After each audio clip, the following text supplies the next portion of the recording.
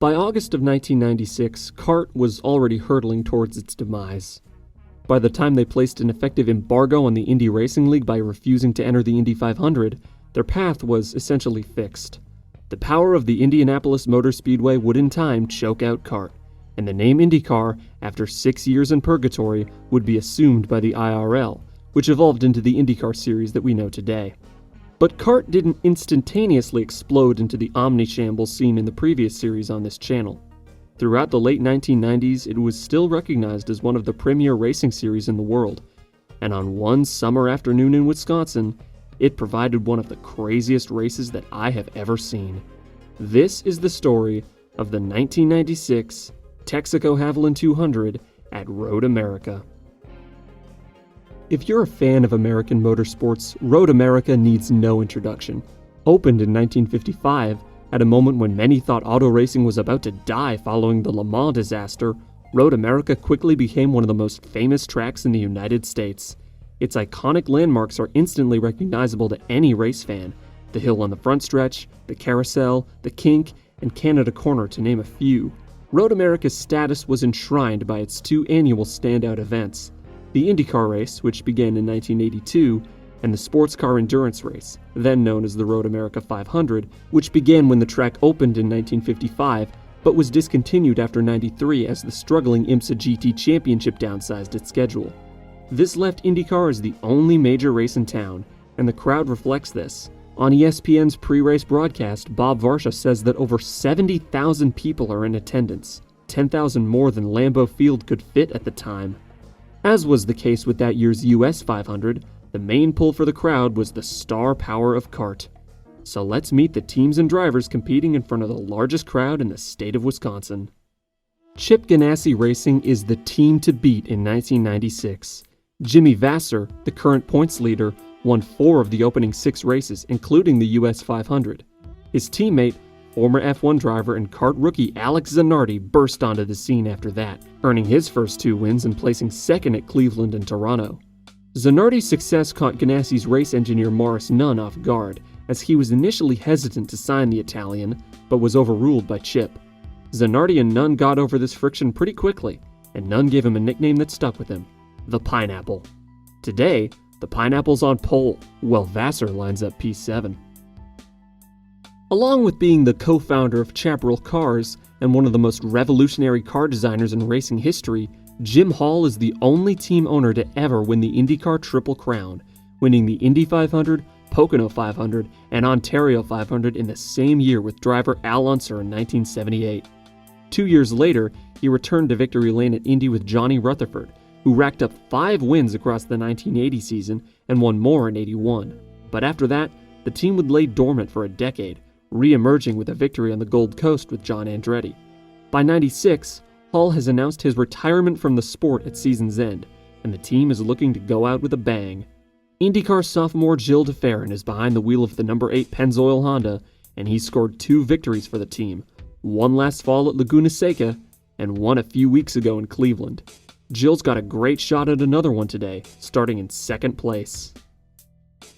Newman Haas Racing, headed up by Carl Haas and the Paul Newman, was the team that Mario Andretti called home from 1983 until 1994.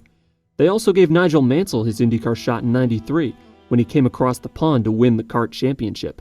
But by '96, the team had moved from employing Formula One world champions to employing the sons of F1 champions. Mario's son Michael, who had previously driven a Newman Haas car to a CART championship and currently sits on 33 career wins, starts 3rd today, and Christian Fittipaldi, son of 2-time world champion Emerson Fittipaldi, lines up 4th.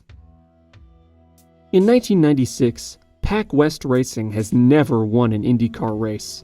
Mauricio Gugelmin raced in Formula One for 5 years with a single podium to show for it, coming at his home Grand Prix in Brazil in 1989. Mark Blundell has a somewhat rockier relationship with Brazil after surviving a terrifying crash at Rio de Janeiro earlier this year. They sit 14th and 15th in the standings entering Road America, but while Blundell qualifies back in 13th, Big Mo will start 5th, hungry for that first win.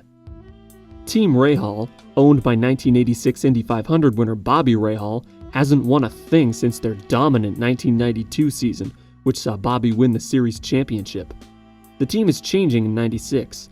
Partner Carl Hogan left to work with Roger Penske, more on him in a minute, and Bobby has signed Brian Herta, who just got replaced at Ganassi by Alex Zanardi, to drive his second car. Bobby's new business partner, David Letterman, has a message to the ESPN audience regarding their new driver. What's this? Herta Mania? That's right. This is the day it officially begins. It begins today, and look out. All right. Because Now, once it starts, it can't be contained. Brian starts 6th, and Bobby starts 9th. Penske, Penske, Penske. What is there to say about the most legendary team in IndyCar history? Well, there is one thing. They haven't won shit all year. After failing to qualify for the 1995 Indy 500, they once again missed the race by way of the CART IRL split, and Penske's proprietary PC25 chassis hasn't been able to take any checkered flags so far. Despite the lack of wins, Al Unser Jr. has been consistent enough to hold second place in the points behind Jimmy Vasser, and pre-race, the captain makes it clear that beating Vasser is all that matters today, especially after what happened last week. Off the wheel, and two other cars, Parker Johnstone and Magnuson. That's Al. That's Al. Little Al lines up in 12th, while Paul Tracy, returning to Penske after a year away, starts 8th. Tracy will have a tough go of it today, because after a big wreck at Michigan that forced him to miss the previous race, he's under doctor's orders to take it easy on track. This will be difficult for someone who can be affectionately referred to as a hothead behind the wheel. As Forsyth Racing's general manager Neil Mickelwright would soon say, one weekend, Paul would be Jimmy Clark. The next weekend, he'd be Jimmy Spencer. We'll have to wait and see which one shows up today. For the past 6 years, Emerson Fittipaldi has driven for Team Penske, racking up 11 wins and 40 podiums. But this year, he technically isn't. He's moved to Hogan Racing, the team that used to partner with Bobby Rahal, but they've been given a PC25 of their own and branded as Hogan Penske Racing. Similarly to the other Penskes, he isn't able to win a thing.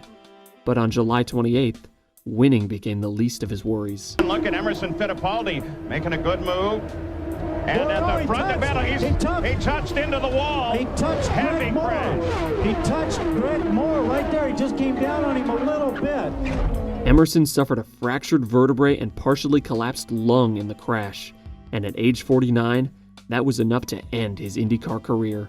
Hogan Penske had to soldier on, signing rookie Jan Magnuson to close out the year. Jan would start Road America in 10th.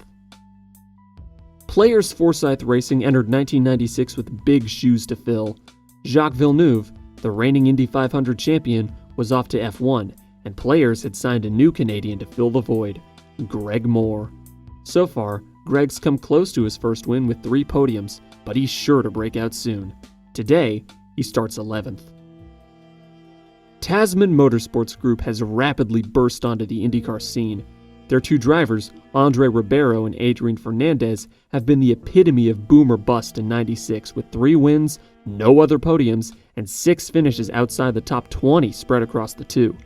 Fernandez starts 14th, and Ribeiro starts 18th.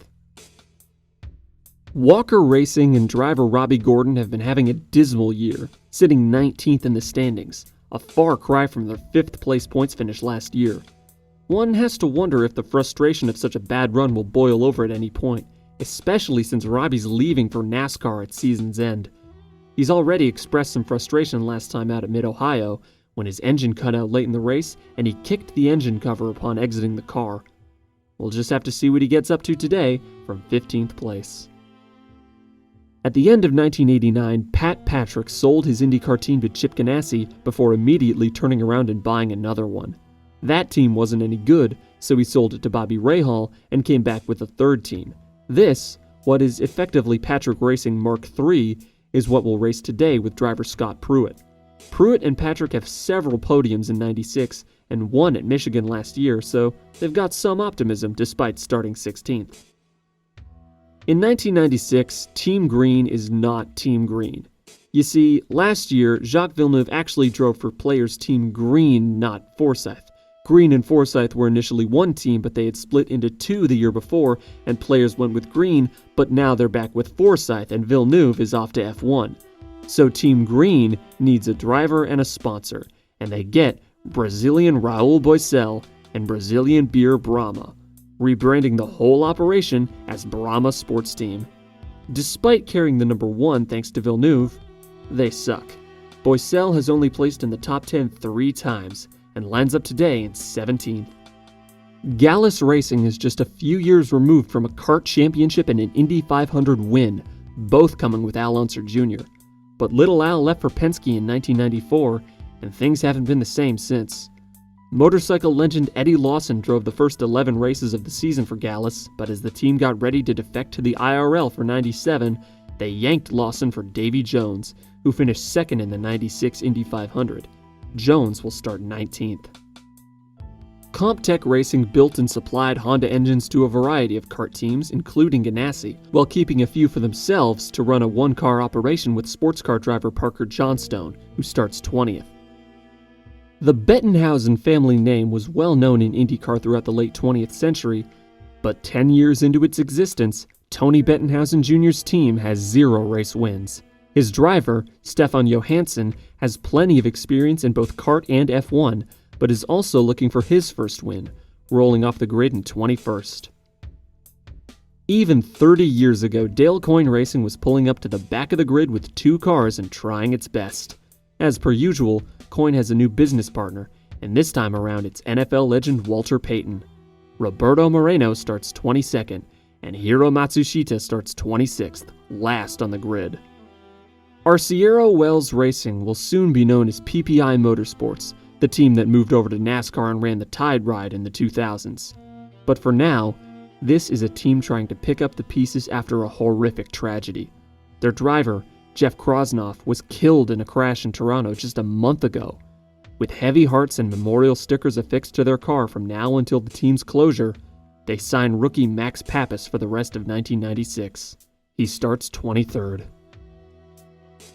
All-American Racers is a team headed up by the legendary Dan Gurney and consists of drivers Juan Fangio II, son of Juan Manuel Fangio, starting 24th, and P.J. Jones, son of Parnelli Jones, starting 25th. With this seeming emphasis on name recognition over on-track performance, maybe Dan should have gone with a name that reflects this attitude better. I don't know, something like Legacy Motor Club, only less stupid. The cars, drivers, and crews are all here, the fans have come out in droves, the ESPN cameras are live, and the series is still legally allowed to call itself IndyCar for at least a few more weeks. So rev up those engines. It's time for kart to party at the end of the world. From overhead, look at the jammed parking lots. Crowds on the hillside. The field 26 strong has one more turn, and then they will make the traditional run to an uphill start. They will not be able to see the flag stand until they crest the hill. We will be up in the rev range, reaching close to 200 miles an hour before the action begins at turn 1. Look at that crowd on hand here today at Elkhart Lake. Forget the crowd. Look at the crowd on the track. Look how they're bunched up. This is going to be a great, oh, what a great looking start there. Zanardi in red, Gilles de Ferran in yellow, and the crowd is on its feet as we get underway. De Ferran with the early lead as he comes alongside of Zanardi. He's going to try around the outside. He went down around the outside. Did he come away with it? Not They're yet. still side by side. Look at that. Oh! Zanardi and De Ferran touch. De Ferran is headed for the gravel. Now can he get out? Gilles de Ferran's day ends after less than a mile. He'll go on to win a bunch more races, but not for Jim Hull's team, whose win at Cleveland this year would turn out to be its last. Look at this. I tell you, Zanardi came over. De Ferran had the spot. Zanardi pinched him over there. That, I'm afraid, was Zanardi's fault there. If it is Zanardi's fault, it may be some form of cosmic punishment that he goes off the track as a result of the clash, and Christian Fittipaldi inherits the lead. Less clear is whatever happened to Jan Magnussen behind them. Magnussen goes into the gravel as well, and 2 races have ended on lap 1. Not so sure what happened ahead of me. I think it was Zanardi and De Ferran that tangled, and I guess it was De Ferran who went off and threw there's a big cloud of dust, which I didn't want to go through, so I pulled out to get around the dust so I could see where I was going, and someone ran over my front wheel. Paul Tracy lost his left front wing under caution, and he has to restart from the back of the field after a pit stop. The race resumes with a Newman-Haas 1-2, as Fangio II and Max Pappas go off in turn 1 behind them. Just after Mauricio Gugelmin breaks up the party, Robbie Gordon has a big moment. Whoa, and Robbie Gordon has to take to the dirt. You know what you can tell is going on here? They're battling for a championship. A lot of guys don't have points at stake, so they're going out for an all-out win or for a good result. Look at Christian, he's pulling away. Al Unser Jr. is now one position behind Jimmy Vasser, whom Roger Penske declared beating is all that matters. They're both ahead of Alex Zanardi after his lap 1 excursion, and Gilles de Ferran, now in the garage, has some thoughts on Zanardi. Well, what I think happened is the reality. What happened, it just decided to put me off the road on the braking. There was no reason for him to do that. There was plenty of space for him to brake on the right-hand side without putting me off the road on the left. I mean, he knew that I was there because I've been there since the corner before. He should be disqualified for unsportsmanship behavior, I believe. In the coming days, Zanardi will be fined $20,000 by CART, but today, the only punishment he'll face is his drop in the running order, which he appears more than capable of coming back from. Just after the broadcast cuts to commercial, Paul Tracy's day goes from bad to worse. You see him just coming down there on the inside. He's already a little sideways. He tried to get in. It looks like Parker Johnstone there, and he just locked up. He wasn't even close enough. Lost it. He just spun off. That was just a... 10 laps in, it's become clear that if the Penske PC25 is going to get its maiden win, it'll have to come from Little Al. Thankfully, Paul gets the car refired, but he won't contend for the win. Just as it was on the previous restart, Christian Fittipaldi gaps second place, while Michael Andretti loses a spot, this time third place to Brian Herta. Herta mania? Once it starts, it can't be contained. Andre Ribeiro is trying to turn this race into another boom after a bust of a qualifying session. He's up to 8th place after starting in the back and is fiercely fending off Greg Moore. Meanwhile, Michael loses another spot to Bobby Rahal. Something's up with the Newman Haas Ford as Michael tries to avoid falling into the clutches of Jimmy Vasser, who still has Al Unser Jr. in his mirrors. To Roger Penske, the only race on track is between the cars running 6th and 7th. As Unser fixes to make a move on Vasser, Ribeiro and Moore go side by side behind them, and it doesn't go well. He's in there trying to get around Ribeiro on the outside. But before the replay can even conclude, something even more bizarre happens. Ribeiro, look at that, and then there, unbelievable. Look at this, upside. Oh my gosh, it's Davy Jones upside down. How did you get upside down? Back at Canada Corner, Moore looks on disappointedly at Ribeiro. He doesn't throw his helmet or anything. He's smart enough to know that'd be a bad idea in an IndyCar. Instead, he goes for a walk up the track, seemingly to check in on Davy Jones. If you'd like to see what happened to him, so would everyone else. Davy's interview later on is the best source we're going to get when it comes to understanding what happened. Well, actually, there was yellows in the corner and there was a lot of dust, and the car in front of me had gone off and came back on, and it dragged a lot of dirt onto the surface. And I'd known that there was a full course yellow, but you've got to catch up to the pack. And when I went through the dirt, it just broke traction and it kicked me off. You know, I thought I saved it, but I got into the grass and the rear touched the wall, and then it smacked the front into the wall. And as the car rode down the wall, I went head on into the tire barrier, and that just slowly rolled me over. According to Jan Beekes on pit road, Robbie Gordon saw the wreck happen in front of him, and he contends that Ribeiro was at fault. Not an unpopular opinion, I'd say. Pit stops have flip-flopped the running order, and pole sitter Zanardi and Al Unser Jr. have taken first and second for the restart, with the Newman Haas teammates just behind them. Christian Fittipaldi wastes no time getting back past Michael Andretti for third, as Roberto Moreno's Dale Coyne car pulls off with a transmission issue. Jimmy Vasser, Little Al's main rival for the day, is back in 16th after the pit cycle. Despite not being in first, if the current results hold, Roger Penske is going to celebrate like crazy. Further back, Andre Ribeiro is unsuccessfully trying to fend off Mark Blundell, tagging Mark's left rear tire.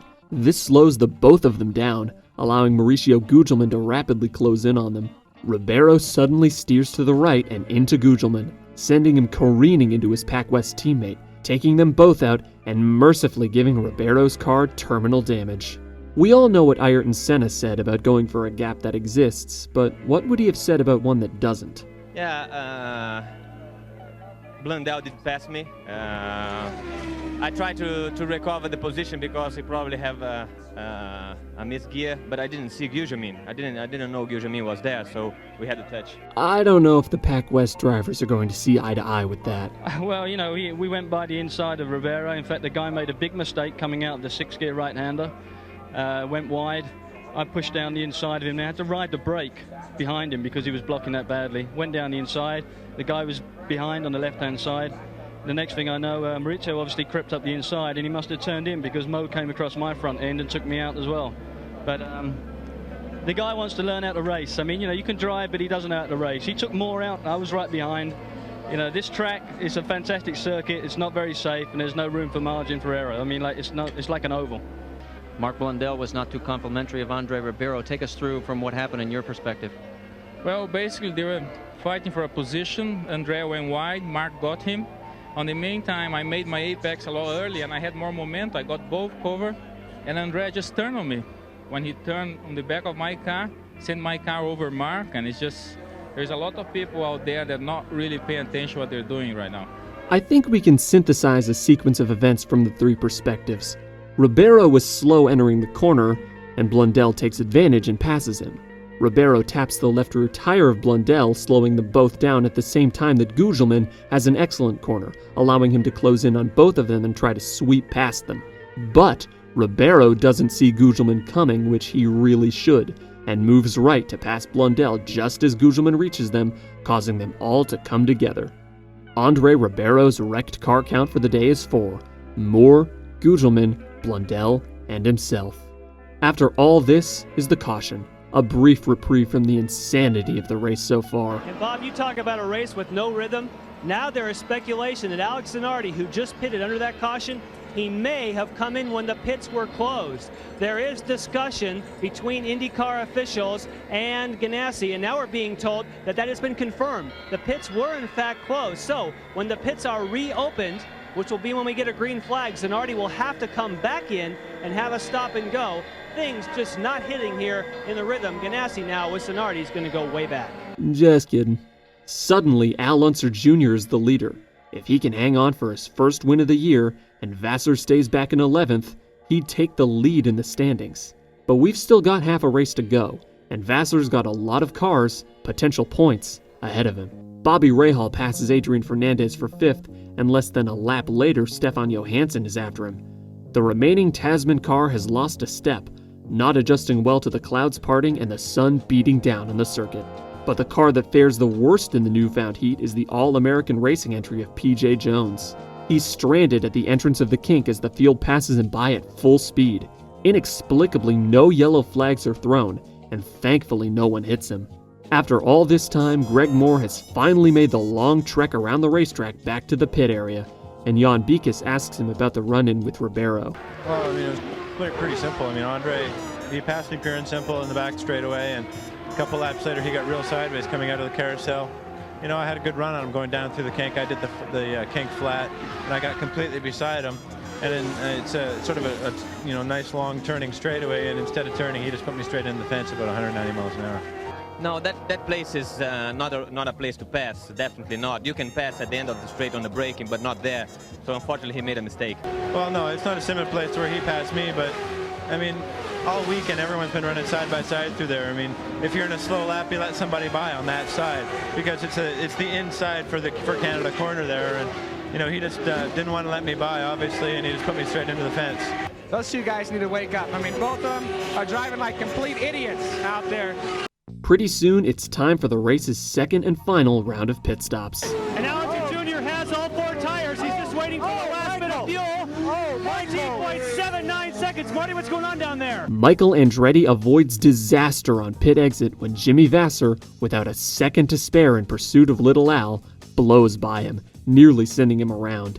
He comes out in 3rd, behind Fittipaldi and Unser Jr., despite having the fastest stop. Marty Reed asks Kathy Lauterbach, the Newman Haas PR director who you may remember from what she'll do a few years from now in Texas, what Michael said on the radio during the run-in. Lauterbach, ever the professional, replies, "I don't think I can repeat that." Behind the top 3 should have been Robbie Gordon, but his pit stop was even more disastrous. They had to replace the battery after the alternator stopped working and have dropped back to 10th. I know everyone at Walker Racing's probably pissed right about now, but I have to commend them for only losing 6 spots while changing out the car's battery. Adrian Fernandez's car isn't what it was before the sun came out, and it seems as though he wasn't able to hang on to whatever has changed, as he spins by himself in Canada Corner. The last full course yellow of the day comes out, and finally everyone can take a breather for real. Except Robbie Gordon. The alternator issues haven't gone away, and he's now at the very back of the field. His IndyCar swan song has gone all wrong. As he drives out of the pits, Derek Walker is asked what the hell he's up to. It looked like Robbie wanted to get out of the car, but it looked like you want him to stay in, and by the way he left, I don't think he's trying to save anything on that car. What's going on? Well, he's a race driver. He's just trying to get back in the race, so he left as quick as he could to get back in because they're going to start a green here. No, we had a great track, great car today, but the engine's letting us down here, so we're really struggling with it. We're trying to make it to the end. I know he's frustrated. It almost sounds like he's trying to blow the thing up. I mean, he's on the rev limiter constantly. Is it just that aggression of Robbie Gordon right now just taking over a little bit? No, I think everybody's pretty frustrated, right? We're all on the limiter over here, so we're just trying to make it to the end. It's been a long day, and it's unfortunate we've got a good race car. Walker dismisses the claims of Gordon intentionally over-revving the car, but in a moment, everyone will see what Jan Beekes was on about. Of Road America, ooh, Robbie Gordon has turned it around. That's the corner right before the carousel. He's obviously spun it. Watch this. He'll spin it around there again. Stop it. Now try to keep the engine going, and away we go. Don't be standing behind him in that gravel. And he drops the clutch and takes off into the carousel. I think Derek summarized it right. They're all on the rev limiter down there, and it is frustrating. I understand, Robbie, when you've got a great handling car and then the motor's not running good or you got an electrical problem, that's really frustrating. He's had some experience in those full-bodied 3,400-pound cars. Look at the points if the race ended now. A tie between Jimmy Vasser and Al Unser Jr. with Christian Fittipaldi in 3rd spot. Alex Zanardi 4th. I'll tell you what, Christian Fittipaldi's been coming on strong. Listen to Robbie, he's going by there. His engine's sounding terrible there the way it's cutting out. All right, Bob, we're standing by with Robbie Gordon, who has finally got out of the car. I understand you wanted to get out earlier because you knew you had a terminal problem electrically. We've talked about the frustration with Derek. What's going through your mind now? It's really frustrating. Walker Racing did a hell of a job. I mean, the car handled beautiful in the corners. This thing is such a pig on the straights. I mean, we can't even think about hanging in with these guys. We had a lot of speed on Ray Hall in every corner and every straightaway, just drive right on by me. It's unfortunate. We thought we could have got a victory here. Now, for you, going to NASCAR, how important these last couple races? Well, I think they're very important. I think I proved again that I can run Indy cars up at the front. I think the Ford engine was one of the reasons why I did choose to go to NASCAR, because I didn't think it'd be competitive next year. At the end of the interview, Bob Varsha says the following. That crackling sound you hear in the background is bridges being burned, I'm afraid. I guess it doesn't take more than 4 years to rebuild a bridge, because by 2000, Robbie will be full-time in Winston Cup, driving a Ford. During the interview, Jan Beekes reminded Robbie of how many other teams were running Fords without issues that day, including Newman Haas Racing driver Christian Fittipaldi. Brahma Sports Team, Christian Fittipaldi has stopped. Oh, and he's getting out of the car. He is frustrated. From 2nd place, Christian Fittipaldi walks away. Look at that. He just walks away.